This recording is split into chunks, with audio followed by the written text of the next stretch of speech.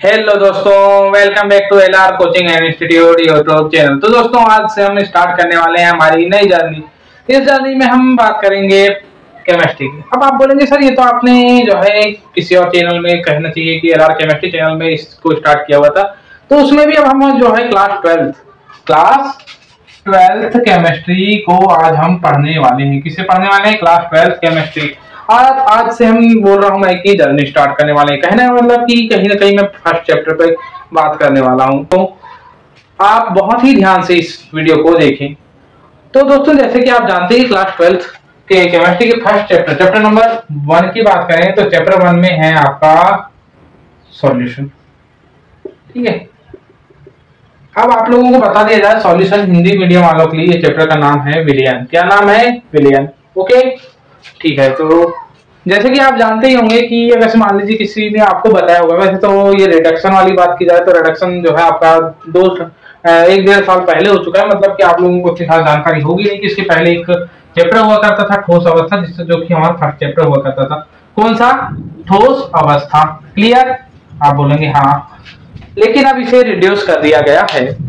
तो इसे अब रिड्यूस कर दिया गया है, इसका मतलब कि हमारा पहला चैप्टर बन चुका है विलियन। तो अब हम पर्टिकुलर इस विलियन वाले चैप्टर की बात करें तो हम इस पर्टिकुलर विलियन वाले चैप्टर में हम क्या क्या पढ़ेंगे।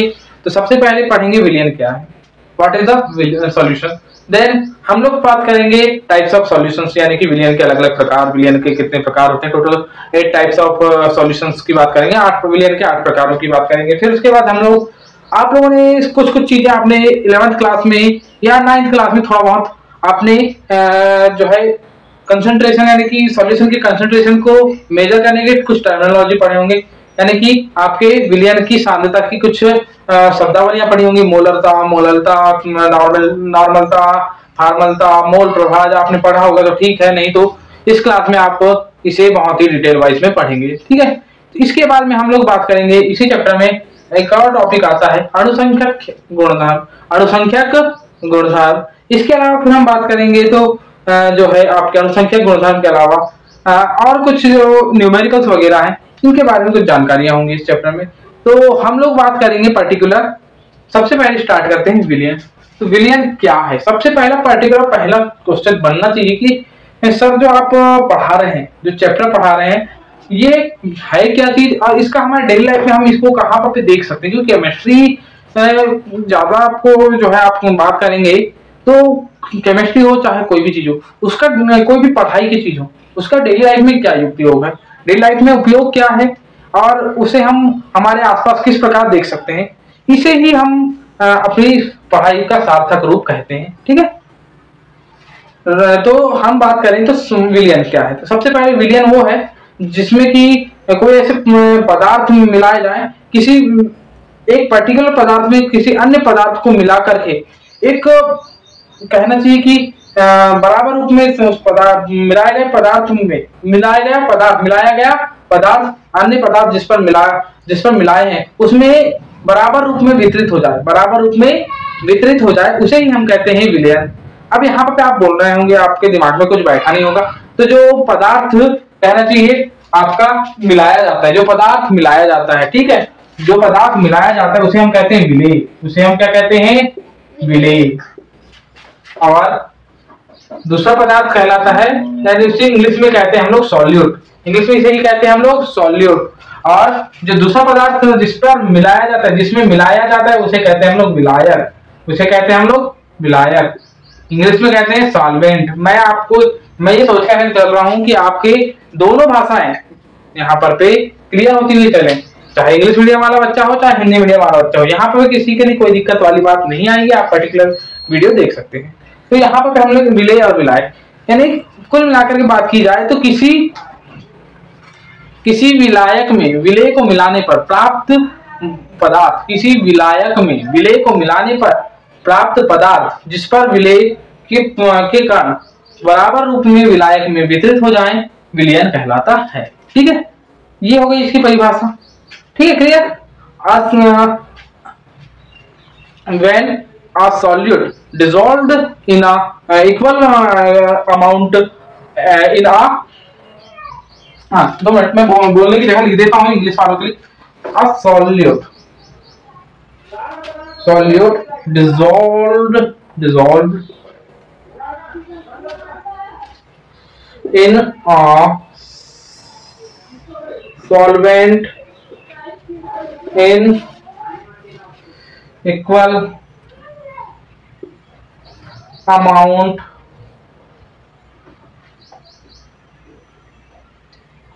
at amount in everywhere, equal amount इतना ही करके लिख दे तो भी चलेगा, ठीक है। तो ये होगी यहाँ आपके डेफिनेशन, यहाँ पे लास्ट में लिख सकते हैं आप इज कॉल्ड सॉल्यूशन। क्लियर। ये आपकी पर्टिकुलरली आप एक प्रकार से परिभाषा कह सकते हैं। तो ये होगी आपकी परिभाषा कि आप किसी भी विलायक में विलेय को मिलाने पर जब विलेय बराबर रूप में विलायक में मिल जाता है तो इस पर्टिकुलर पदार्थ को ही हम कहते हैं विलयन। ठीक है, आपको ये समझ में आ गया होगा। विलयन क्या आपको बता दी जाए कि विलयन अब आपको कैसे देख सकते हैं। आपने देखा होगा कि नमक में शक्कर को आप मिलाते हैं किसमें, पानी में, तो आप देखते होंगे कि जो है शक्कर जो है पानी में पूरी तरीके से घुल जाती है, शक्कर पानी में पूरी तरीके से घुल जाती है।